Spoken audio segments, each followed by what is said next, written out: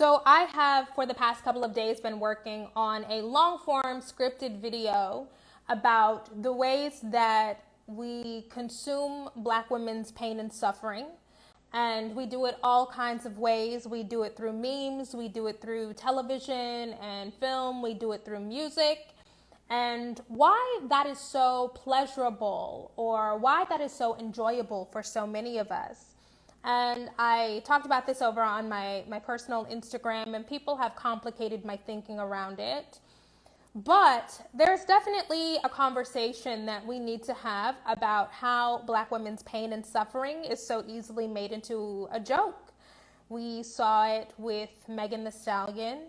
But also, I'm going to say, I also think we're kind of seeing it with Breonna Taylor. Now, I know that y'all think that you are really being freedom fighters when you share those Breonna Taylor memes, or those memes that are you in a bikini and you say at the end, by the way, arrest Breonna Taylor's killer. But that is also making it a joke.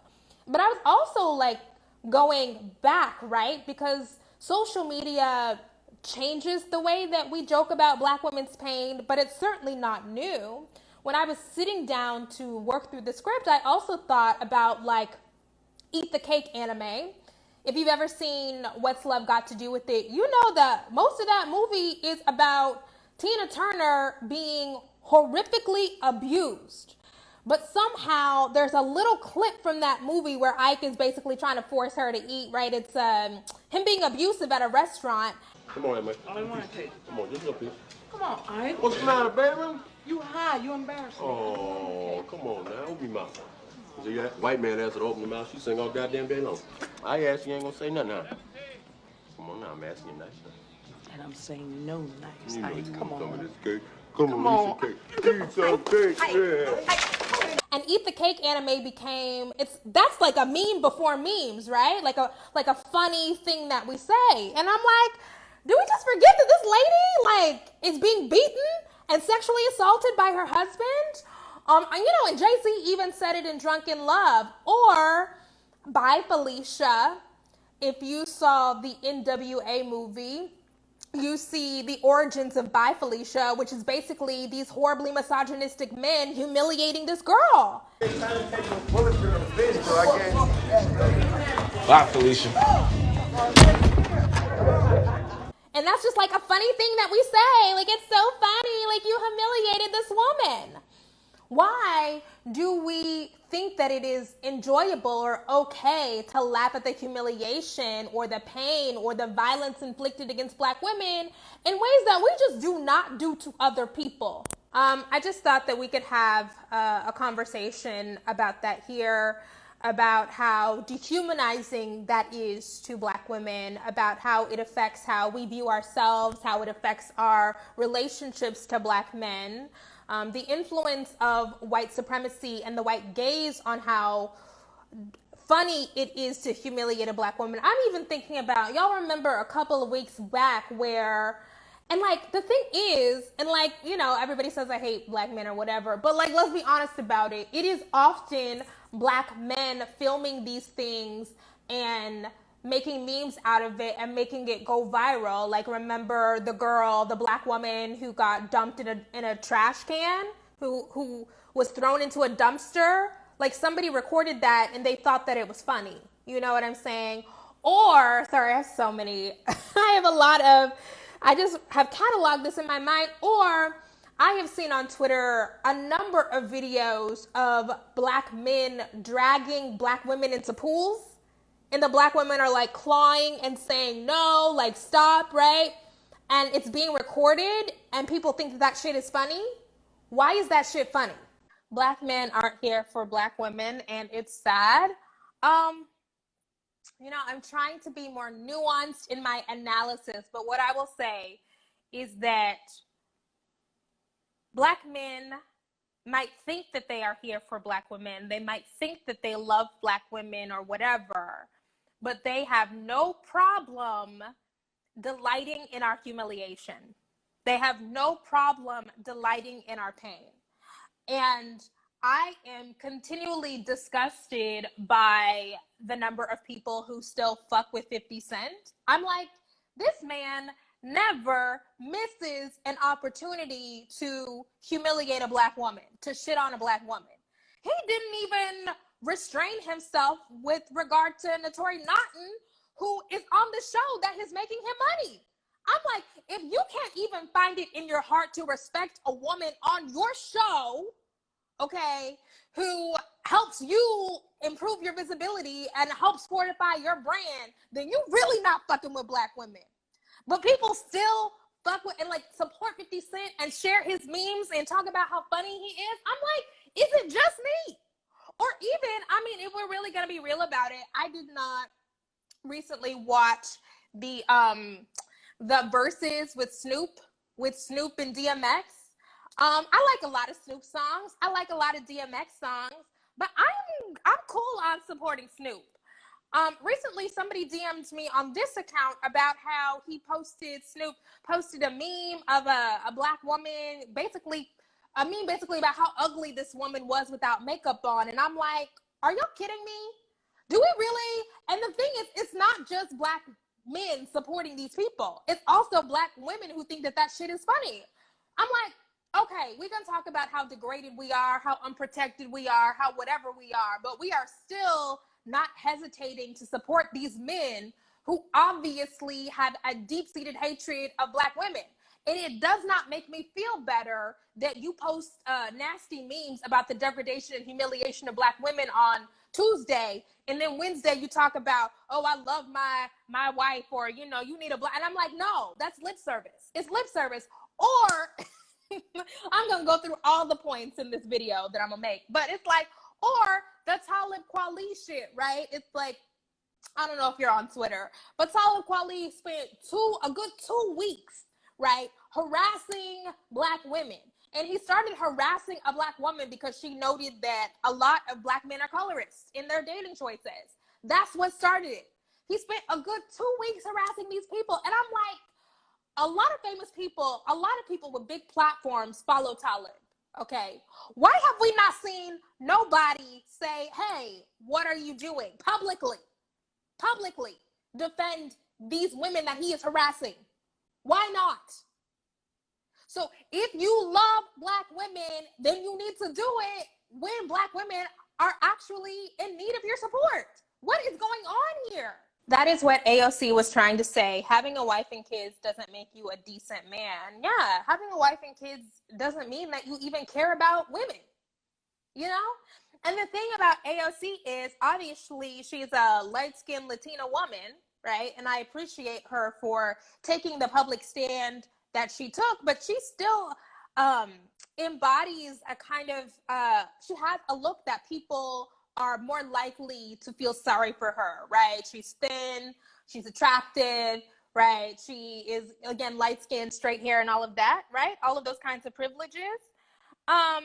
It's like you can't even be seen as worthy of respect if you are a pretty congresswoman. So, you know, like dark-skinned black women, fat black women, like trans black women, like the rest of us are fucked. He's still tagging her. That shit is crazy. It's crazy. And I'm like, where are your people? You know, it's like, all y'all can post memes of Breonna Taylor and how we need to protect black women, or you can post about Toyin Salau, but when a real life famous person is needlessly attacking black women on the internet, multiple black women, not just Maya, not just one, y'all can't say nothing? Somebody's fake around here. Something is wrong. Yeah. Oh, Cameron. Did not talk about Cameron. And this is the intersection. This is why it's important for us to talk about transphobia and the ungendering of black women. First of all, shout out to Hortense Spillers. Somebody on my personal Instagram put me onto Hortense Spillers and the really important paper, Mama's Baby, Papa's Maybe. Oh, right. We actually need to talk about how black women are seen as not women. We actually do need to, because that animates a lot of the hate and the disrespect that we get when people thinking of us as outside of that category as women, meaning we don't deserve a pedestal, we don't deserve protection, we don't deserve people intervening on our behalf when we experience violence. And we also need to talk about how that intersects with transphobia. When Cameron posts a meme about Megan Thee Stallion having a penis, right? What does that mean for Black women? It seems like Meg has shown a lot of grace publicly to Tory. I mean, that is her right. But I don't think she's actively defended him. We don't even really know what happened. All we do know is Meg has come out and said, hey, y'all are making jokes about this, but I'm actually a human being and I was shot and that shit is traumatizing as fuck. So why don't you treat me like a human and not joke about it? I hate that protection is seemingly given if you're deemed attractive. Like, that is the thing, right? I think one of the reasons why it's not useful for us to play into these constructs of whatever, y'all know that I'm not getting into this shit, but one of the reasons why it's useful for us to deconstruct this is because if you play into the idea that being feminine or presenting yourself a certain way or doing a certain thing means that you are deserving of protection, that means you are also co-signing the idea that anybody who exists outside of that femininity or who exists outside of that narrow ideal behavior, you know, if you're not perfectly proper, if you're not modest or whatever, that anybody who is outside of that deserves disrespect. It's two sides of the same coin. So that's why I think so many Black feminists are in favor of doing away with all of that shit and not buying into any of that shit. Because if we say, okay, you know, let's all strive to be feminine and like maybe that will earn us respect, maybe that will earn us protection, there's always going to be somebody who can't do that. But also, everybody's boundaries of what is feminine or what acceptable behavior is different, right? So if I encounter a random person on the street and I'm like, look, I'm wearing a dress and I'm wearing makeup and I have a soft voice, right? They could still look at me and be like, bitch, you're not feminine enough for me. Like, get the fuck out of here, right? It means that you are giving whoever you interact with the ability to say, oh, I don't like the way this performance that you're doing. I don't like that. So I'm going to say, fuck you. Like, you don't deserve respect. You don't deserve attention. Everybody, no matter how you show up, deserves to be protected. Nobody deserves to be humiliated. Nobody deserves to be degraded publicly, especially in their own communities. You know, and you shouldn't have to be, you know, I'm doing my feminine drag today, right? But you should not have to show up in like makeup and a dress for somebody to say, oh, you don't deserve to be dragged through the mud, right? You shouldn't have to have long hair for people to say, oh, like Tiffany Haddish just shaved off her hair, right? And that's why people are coming from her. She's the same person with long hair or with no hair. My thing is, collectively, the men, I'm not bashing Black men because I love them. However, I feel collectively they do not take each other accountable. You might have some that will protect you, but they're not giving accountability to the ones that's not. And that's my problem. I think that is like the main problem. It's so people are always DMing me, men are always DMing me like, you need to focus on the men who are doing it right. We're not all out here like Snoop. We're not all out here like 50. And I'm like, but are you actively, when you see disrespect happening, intervening? Are you actively checking? Because we know that these things have gender dynamics too.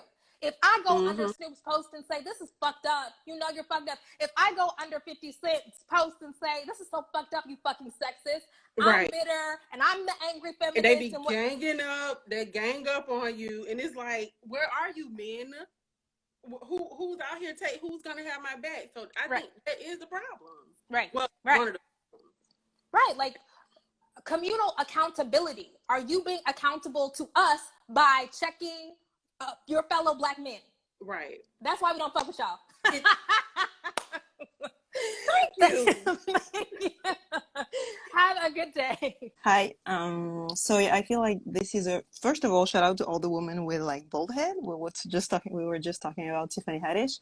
But when it comes to the question, I feel like something that I learned in this whole movement, what's happening in the world, it's regarding the system is how poverty is a feature of a system. It didn't make sense. I made the link, but for me, I think that Black women being the butt of the joke is a feature of our culture and also system, because in order to uplift the privilege and the fragility and the how can I say the privilege In of being order to cared put, for. yeah, in order to keep Black women on a pedestal, in order to keep white women on the pedestal, Black women have to be demeaned, right? To be It is a feature, not a bug. Exactly. Yeah. That's and it's almost required. They need someone to make fun of and to be the to be the opposite of what's perfect, what's privilege, and you can see that whatever a Black woman does, it's wrong and it's unfeminine. She shaved her head, or she's too muscular, or all of that. And for me, it's just it's required. Yeah, I agree with you. It's Thank fucked you. up, but it's required. It Thank is. you. Have a great And day. it's like, yeah, have a good day. Like your Bye. yellow. So this is why I'm just really in favor of Black women just doing whatever you want to do. I'm just like, fuck it. Like, do whatever you want to do. Because we keep trying to chase after this ideal or chase after this idea. And it's like spending all this time trying to prove ourselves worthy of being a basic dignity. Like, come on. Like, that shit is tiring. We gotta give that shit up. I'm sorry. That's why I'm like, we gotta step outside of that shit because we're wasting too much time. Hey Kim, me again. So one of the things that I've been thinking about is I was watching an In the Middle with Kinga Reed, Deshaun, some other people on YouTube, and they mentioned something about hip hop being in a place of reckoning where we are no longer looking at the pimp, we want the hoe. Like, we want to hear the hoe's narrative and we actually want to amplify it. And I wonder how much of this rejection of Megan's pain and hurt is because she is amplifying the sexual woman's narrative. She's amplifying the one who stole the money from the man's narrative. And I just feel there's so much resentment towards her and towards this overall sentiment that Black women are reclaiming their own narratives. I feel like the stories and like the rumors that are coming out about this Tory Lane situations to like jump through hoops to somehow justify him shooting her are like asinine to me. Like the emphasis on their height differences, oh, well, she was talking about robbing niggas. I'm like, how is that correlating to her being shot? Like, how is this just like, how are all these rap men saying this? But not one nigga who's been on a track with her has come out. Like, the baby, you've been on multiple songs with her. You ain't checking none of these niggas. Chance, you were on a song with her. You ain't checking none of these niggas. And it's really, really hurting me to see this girl like truly suffering. Like, she just lost her mother, her grandmother in the last like 2 years, I believe. Yeah. And now she's dealing with this situation, and there's so much resentment towards Black women having a narrative that we're controlling, that we are in charge of, that is no longer glorifying our pain, that's glorifying us doing what we want, even if it is, I mean, hip hop is a space for a lot of people to feel powerful, to feel good, and so we create narratives to feel sexy, good, all of these things. And right now, Black women, we see Flo Millie's been trending on Twitter all day, right? We really want to see Black girls feel good, feel sexy, feel powerful. And there's a really deep resentment that is coming out and just ridiculing the pain of Black women right now and just trying to eviscerate us. Yeah, I definitely think there is an air of trying to put Black women back in their place. Like, whenever something happens to any Black woman, people use it as an opportunity to be like, humble yourself, like humble. Right.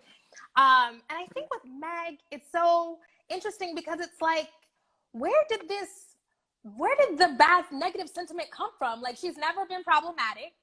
She's never said anything crazy. She has always been so gracious to all women in the industry, just fun girl, you know, wants us to drive the boat, right? Like, so all of a sudden, there's this really tragic thing, a potentially lethal thing to happen to her, and for people to waste no time making like it into a joke. Ready. Yes. There's some type of, like, I'm just seeing like the narrative that they're coming with of like, oh, well, she put her hands on him, you know, she shouldn't put her hands on him. I'm like, who told you that? who said this, and why are you so? And I feel like I've always had this thing about this insidious misogyny of this waiting to justify violence against women. Like, you're inching at it, and I feel like I always take it as a red flag when I see it. Like, why are there so many male comedy skits centered around a situation that justifies enacting violence? Oh, she cheated, so I'm gonna beat the shit out of her in this comedy skit. Oh, Yeah. she like hit me like this, I'm gonna like mollywop her in this skit. And so I feel like this is also part of this. Y'all are waiting for Black women to do something that you can just hurt them. And I mean, the Talib thing, why are y'all inching to hurt us? Why are you consumed with wanting to cause us pain? Is it a humbling? Have we done something that's too big, too bold, too beautiful? What is it that you want to hurt in me? What is it that you're trying to silence in me? Am I implicating something in you? When you see me, do you feel something? Do you feel seen? Can you reflect on that and not try to stomp it out of me? And I really, really want us to contend with that in the Black community of stop trying to stomp out the light of Black women. Let it illuminate you. Let it fill you up with whatever the fuck. Let it shine light, whatever is dark inside of you. But the response to our light is not to stomp it out. It's a cleansing light. It's a beautiful light. Do not stomp my light out because you feel implicated by it.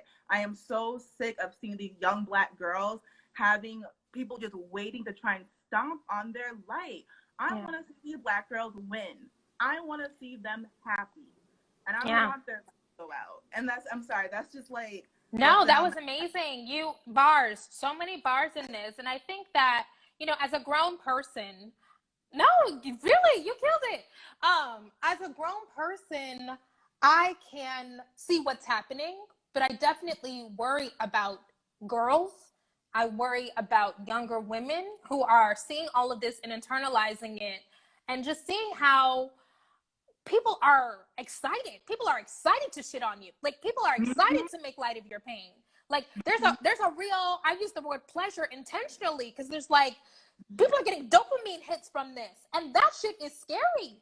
It's terrifying. I get on Twitter sometimes and I'm like concerned with the joy I am seeing out of like the narrative of the Black girls in pain. I'm like, yo, I have feelings about a lot of different people, but I'm not over here like giggling to myself someone's hurting. And it's really sick to me that not you, of course, but like there are people out here looking to hurt Black girls to giggle about it with their friends. And it's like, what is the theater of it? What is the thing of it that you get?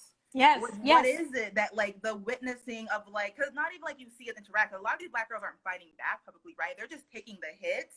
So what is the theater of humiliating and degrading us while you all get to laugh around this circle jerk and we get to be dehumanized? And if you have the audacity to say something back, oh, you are going to be slapped down. And so of course Meg's not saying anything much. She said her one little piece and someone said that it sounded rehearsed.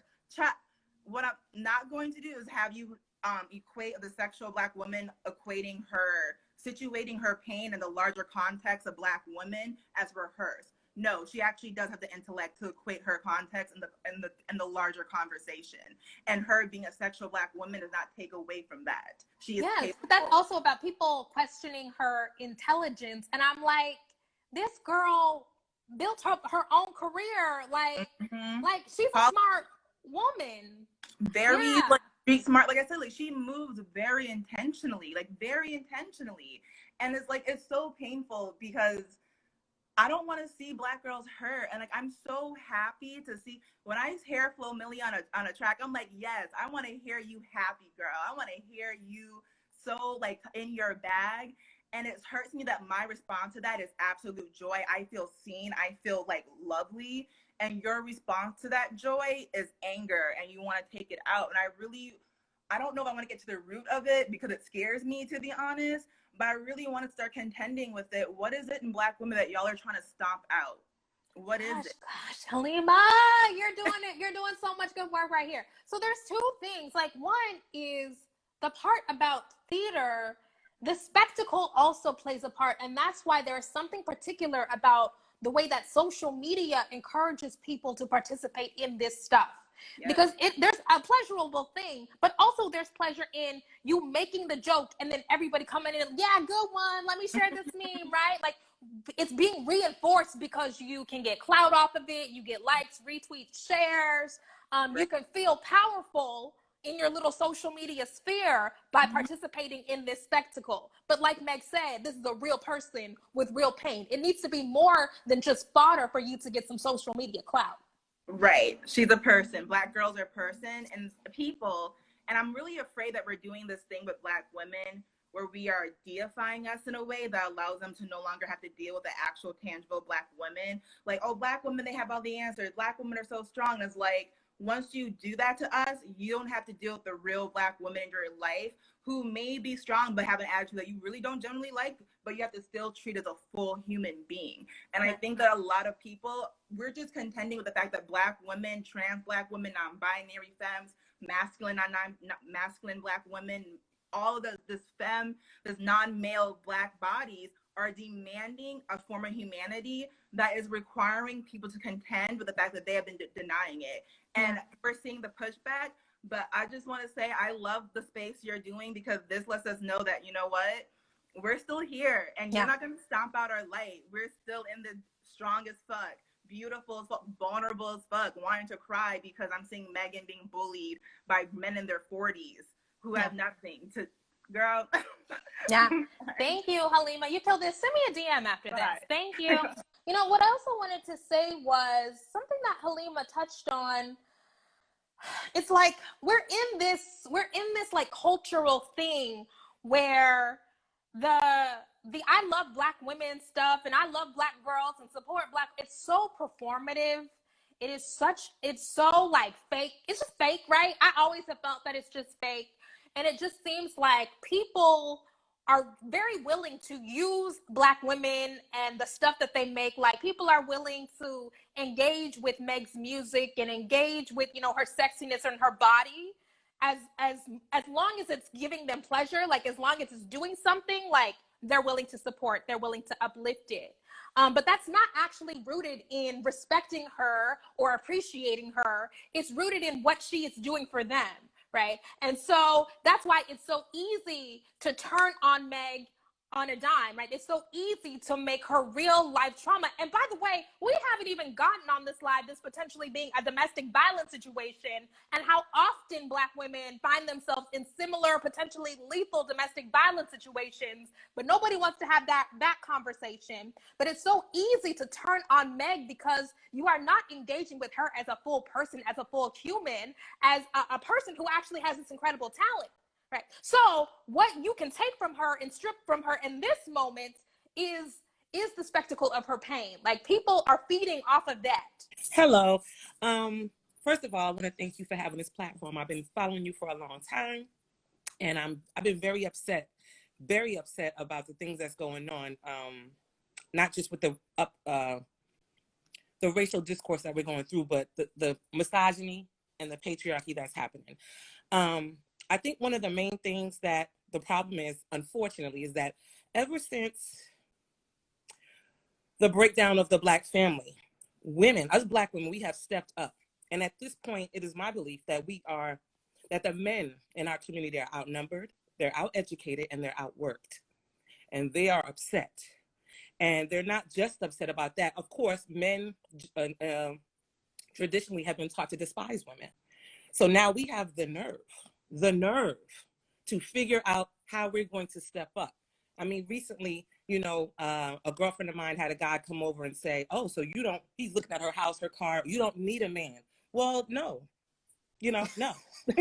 I don't.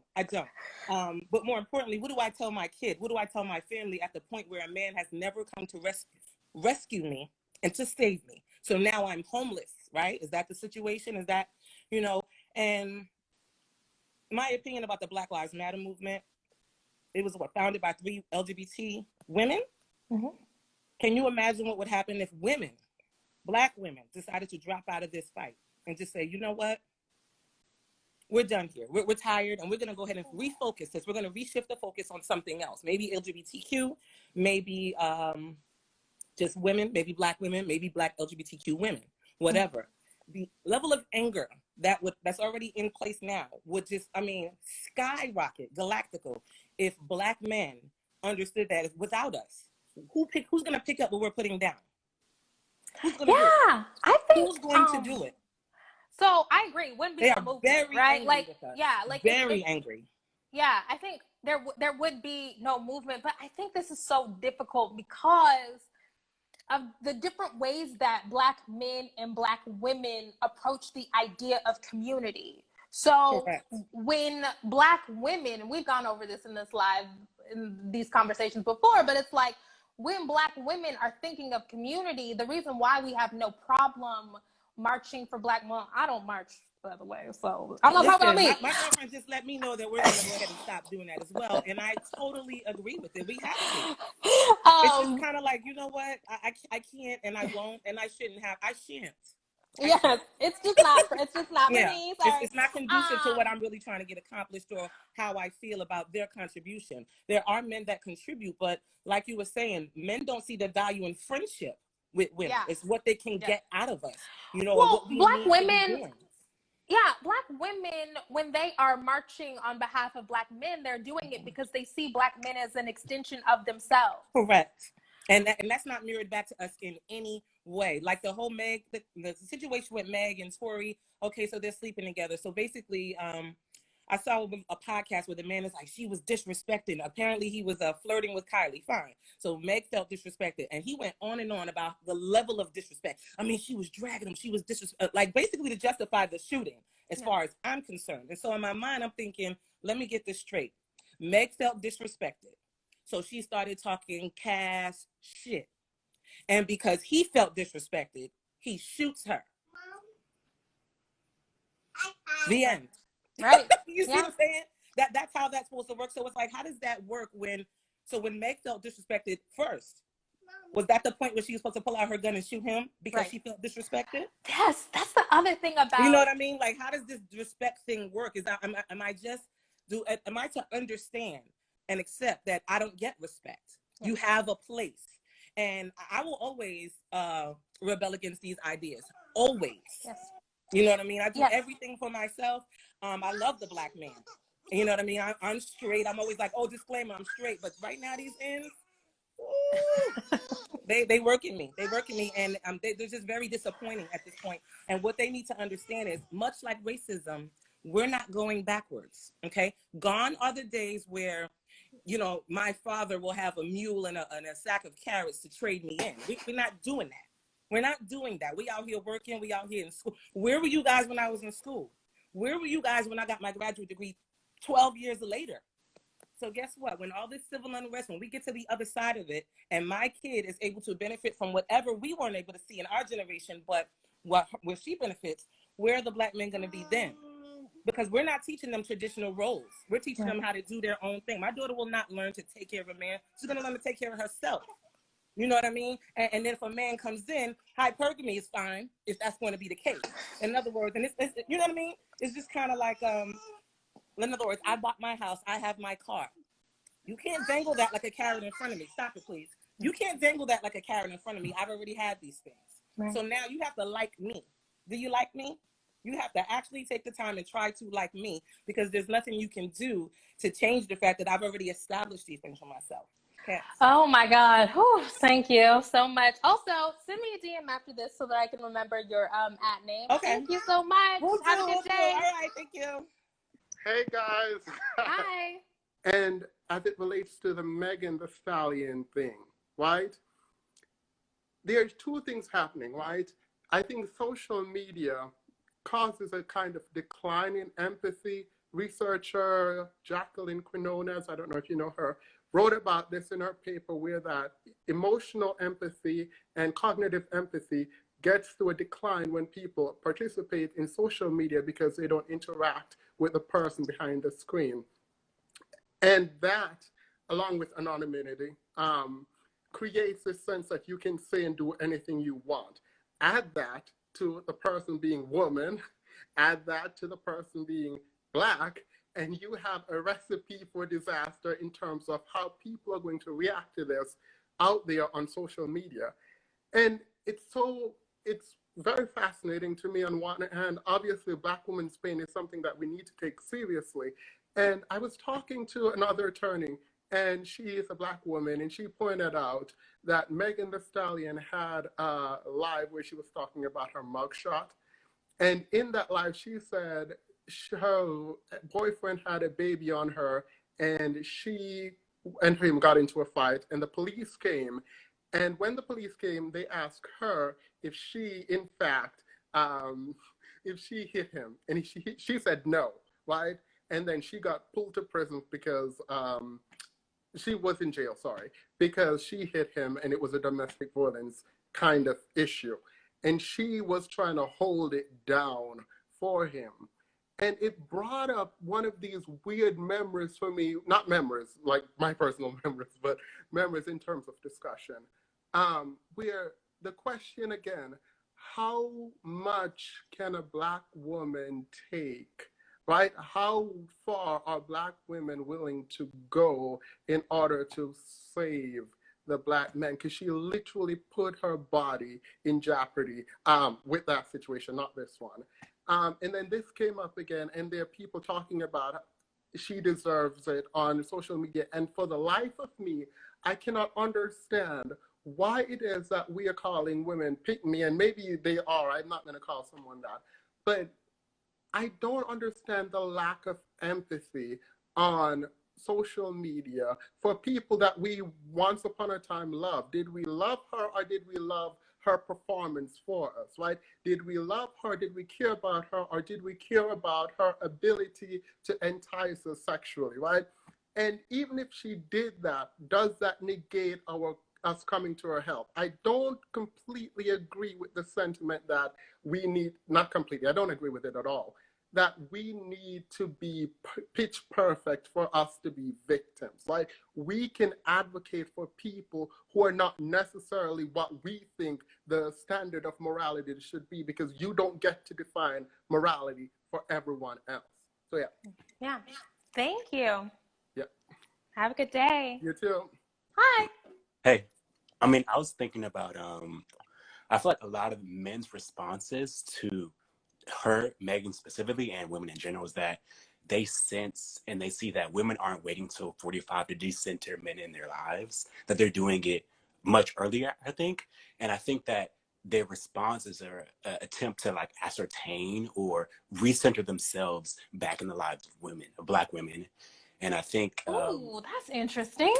Okay. I think, yeah. So I mean, and I think it's also related kind of to this, of course, their relationship with patriarchy, and that decentering also, I think, equates to kind of a loss of identity for men as well. That if they don't have women and to center, who are centering them in their lives, and they don't really know what to do with themselves. And I think that's part of the reason why we're seeing a lot. I think in the last couple of years, a lot of Black men like publicly responding like this. And then I was also thinking about the reality that social media, it exposes a lot of these things that people already are feeling. Like, it extrapolates those things in public spaces. So I think it's really concerning. So those were some of my thoughts about. Yeah, I think that you're really, really onto something about why men get so upset by feminists. And even, I don't even know if Meg would describe herself as a feminist, but she certainly has taken control of the public display of her sexuality in a way that upsets patriarchy. And so why people would be so upset. This is also reminding me of, do you remember when Jermaine Dupri was on the Breakfast Club and he talked about how, oh, it's all stripper rap now. It's all stripper rap. And it's like, but you spent 25 years that's your going catalog. to the strip clubs and then calling women bitches and telling women to bend over and spread the cheeks or whatever. So which is it? Yeah. I mean, I definitely think that's just like men. It's when men aren't profiting from a certain kind of behavior, they villainize that behavior and they demonize that behavior, and they want to, like, in essence, push that behavior to the edges and the margins so they can kind of ascertain power. And I think it's either I have to own it or I have to kill you, like, you know, like literally or psychically or some other way, like kill your career. I think and also my other thoughts was the reality that, number one, men don't have networks of accountability, because I was thinking about Talib and I was like, not one of those wealthy, famous Black men in that tweet have said anything. And I'm just like, y'all aren't okay. And then I That's went, the of course, craziest to shit in look the world under, to me. This is the craziest shit in the world to me. and Obviously, then, yeah, keep going, sorry.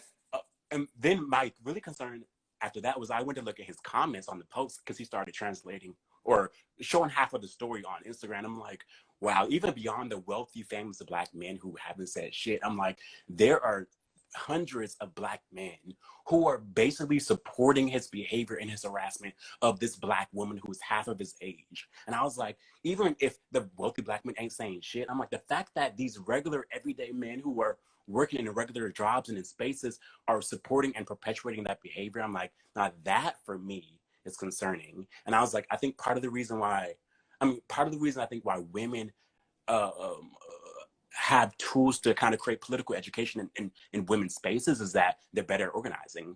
And men don't have the tools, they don't have the support, and they don't, I think, have the wherewithal to actually do it themselves, unfortunately. So I think, I don't know, I want more men to like actually be interested in educating themselves and learning about shit that's like outside of their understanding. Because when I was on some level, I was okay with these wealthy Black men not saying shit. But then when I went under his post and saw those regular everyday Black men saying the same thing, I was like, oh my God, now that's concerning. Like, I don't even know what to do with all these men who are basically socialized into patriarchy and who are extremely sexist. And I'm like, they have no interest in listening to women, in reading women, and learning about the lives of women intimately. And I'm just like, I don't know.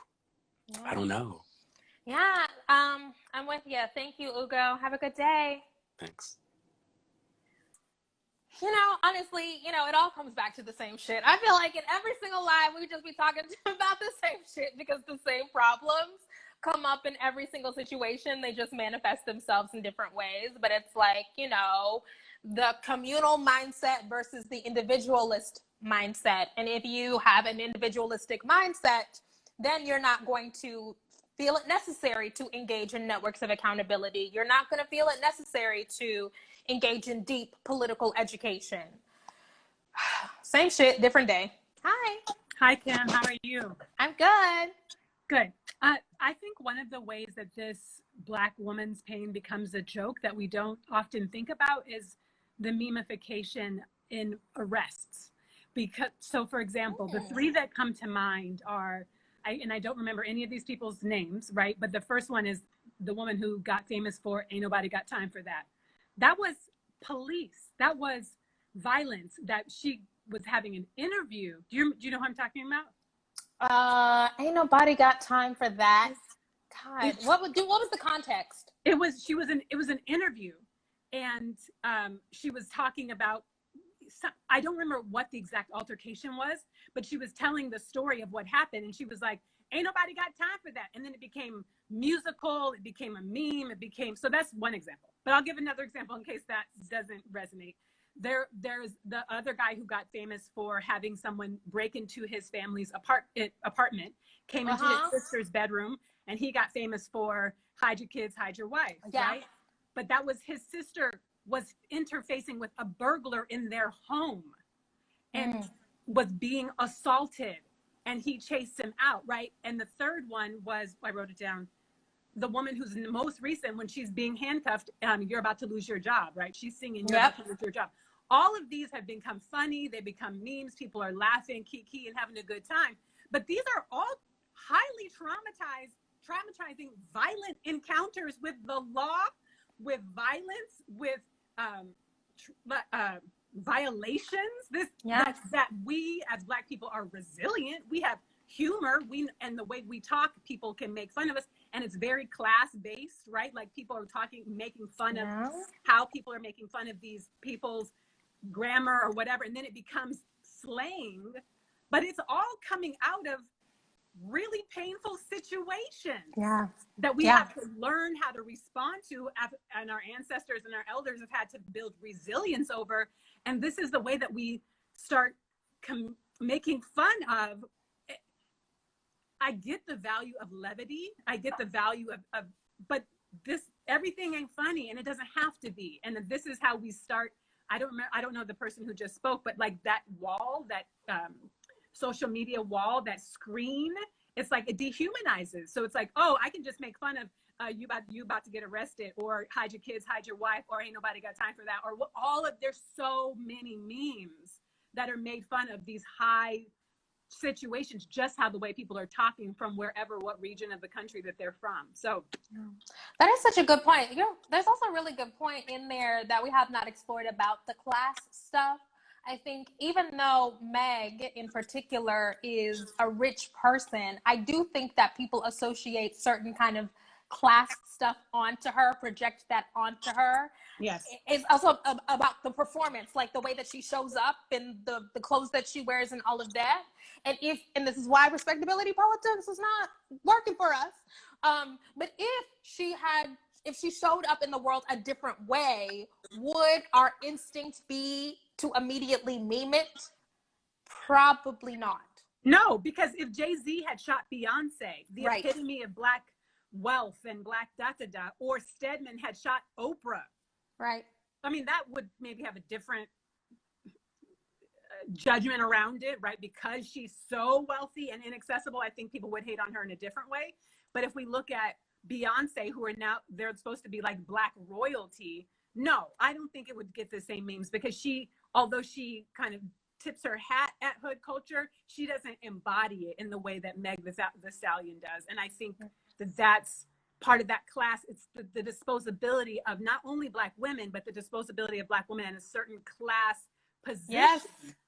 Yes. It's like, yes. we can just throw them away. And I think, the memes are an example of that. TV shows are an example. And that's why we have the juxtaposition with Real Housewives of Atlanta, which is like all this ritz, all this glitz, all this glamour, and it's still this disposability of Black women. I mean, it's like, it's a cross class, but it's, okay, I don't want to get too far off the subject, but it just makes me think of across class, across politic, we're seen as disposable, and it's heightened, it peaks when you have less money or when you have a certain geographic location. It peaks, but they're gonna get rid, like Snoop and Gayle, right? That Gayle's class position and access to Oprah didn't give her immunity. Or I think also, oh my gosh, I love these conversations. I also think that the Snoop and Gayle thing is because Gayle is respected and classed and all of that, but it was in defense of a Black, like a super rich, super famous Black man that they have decided meant more. So if you are, even if you got all the stuff, if you are juxtaposed with a Black man who people have deemed valuable, you're automatically disposable. It don't matter what you have. That's right. That's right. Yeah. And I don't know about Kobe. I don't know about his life. I'm not even going, but I don't know nothing. And in that, I don't know anything that Kobe's ever written for Black women. Like, I don't know. Okay, Lauren, we're not gonna do that today. Okay, we're not gonna do it today. Okay, but I don't. I'm only saying that. I'm only saying that because it's not like it can't be counterbalanced. Like, well, Gayle did this, but at least Kobe did this for Black women. That's all I'm saying. That's all I'm saying. Yes, no, I get you. I'm with you. Okay, yes, thank you so much. Great freaking point. Hi. Oh my God. Hi. First of all, I love your YouTube channel. I've been watching for a while. Also, you've taught me, I have notes.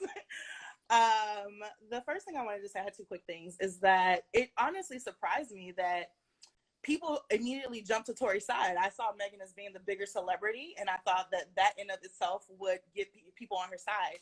But it also got me thinking to the conversation you were having recently on your YouTube channel, where it's like Black women cannot perform femininity enough that it will give us the protections that femininity gives other people.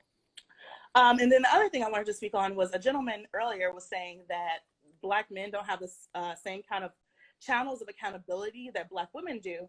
And I was just really thinking about how people who are socialized as femme from birth, how we're not only taught to take accountability for ourselves, but often other people. I'm the oldest of four. It was ingrained in me that things that my brothers and sisters did were not just their fault, they were my fault. And that I had to be vigilant in not only my own behavior, but how other people acted and how I responded to them acting. And that men largely don't have that. They are responsible for themselves. And so they can have this mentality that it's just jokes.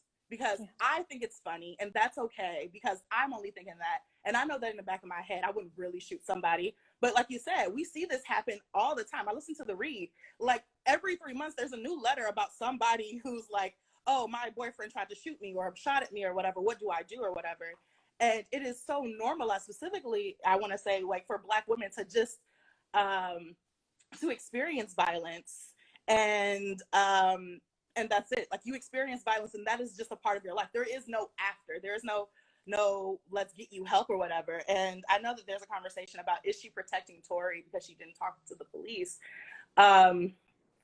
I don't know. Like, actually, I have some larger thoughts about that. But well, I think it's really complicated. You know, yeah, you don't know my feelings about the police. She's protecting him because she didn't talk to the police right away. Yeah. So it's complicated by my feelings about the police and, like, I don't know, the intersection of all of that kind of stuff. But yeah, like, yeah, it's also like, do you trust the police to give you just, like, I don't know.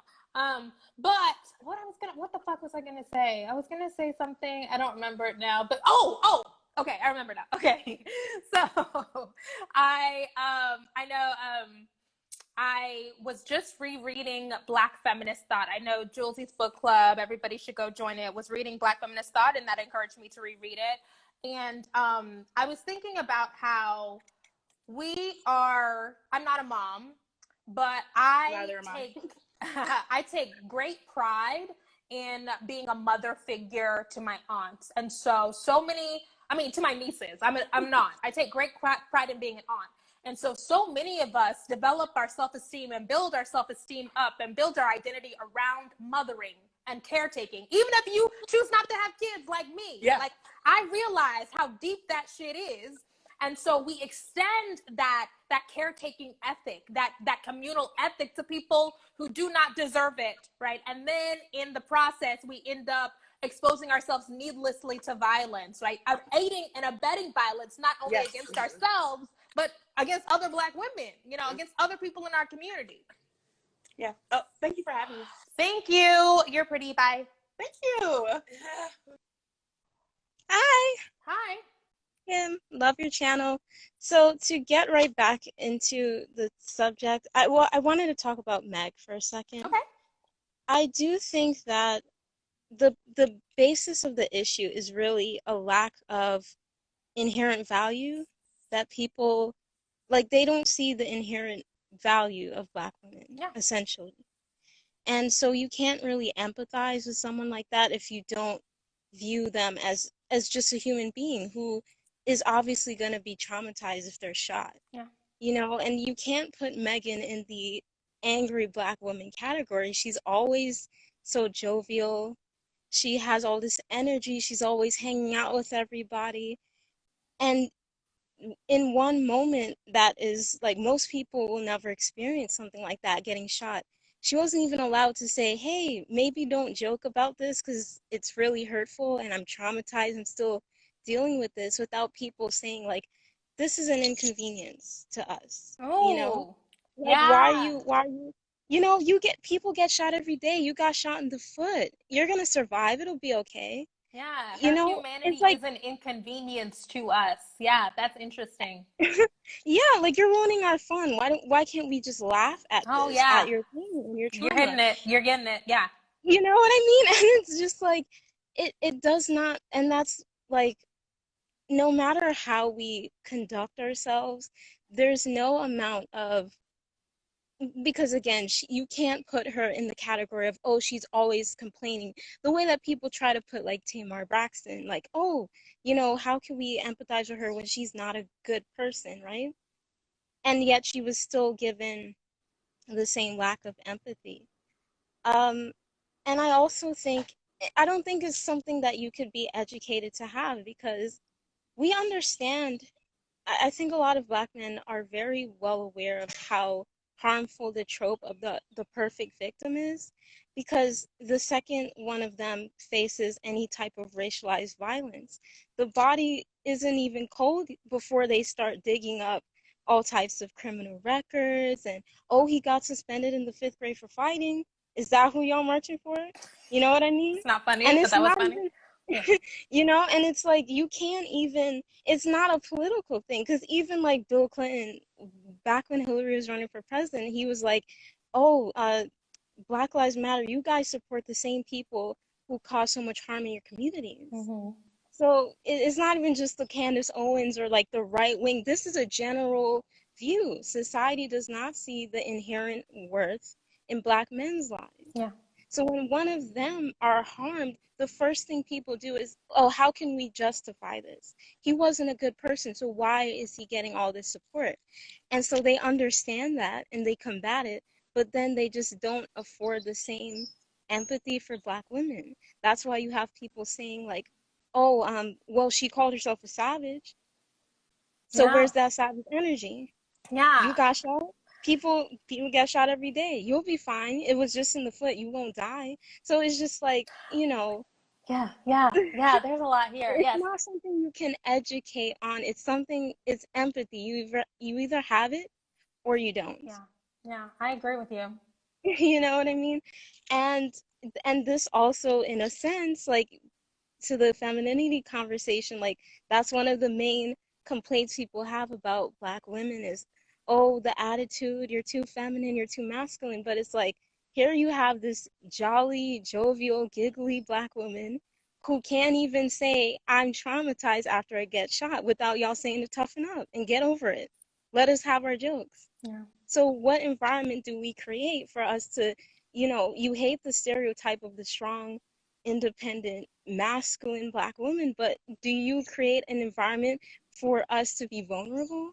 She couldn't even be vulnerable in 1 second without people saying like, oh, you're interrupting our joy, which is laughing at your pain. Yeah. So like, we're seen, unfortunately, as like a huge inconvenience. Yeah. To a lot of people. Inconvenience. Yeah. Thank you so much. Yeah, no problem. I love your channel once Thank again. you. Yeah, you know, there is something, the sexuality thing, I'm trying to work through it, but the sexuality thing is absolutely playing a part. I think that for a lot of men, they see the sexual realm, if they desire to have sex with Black women, they see the sexual realm as the only way in which they are at the mercy of women, right? Like, men don't like women reclaiming their sexuality. They don't like women profiting. You know, that motivates the OnlyFans hate. I told you, men hate OnlyFans. Why? Because they have an issue with women being able to have some sort of control or agency over a realm in which they feel disadvantaged. And I do feel like Megan's sexuality is what, somebody else said this. Did Halima say this? I agree with her, that is what makes her a target. Hi. Hey, what's up? What's up? Sorry, I'm up here like seasoning a steak, so I'm like out of frame.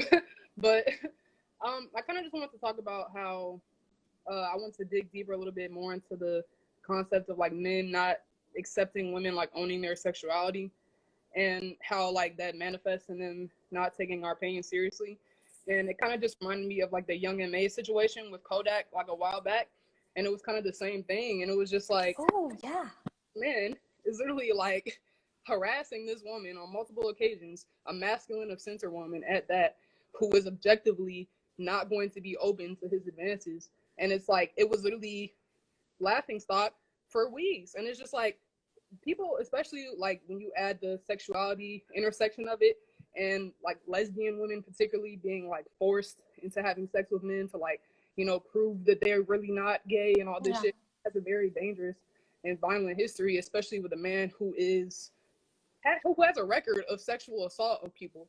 And then also, it's just so interesting how like he's so violently colorist, but he's sitting here trying to approach a very masculine, light-skinned woman. So it's like, you don't see hyper feminine, dark-skinned women as feminine or worth your time, but you're sitting here trying to sexually harass a light-skinned stud. Yeah. Like, it makes no fucking sense. Yes. Like, yes.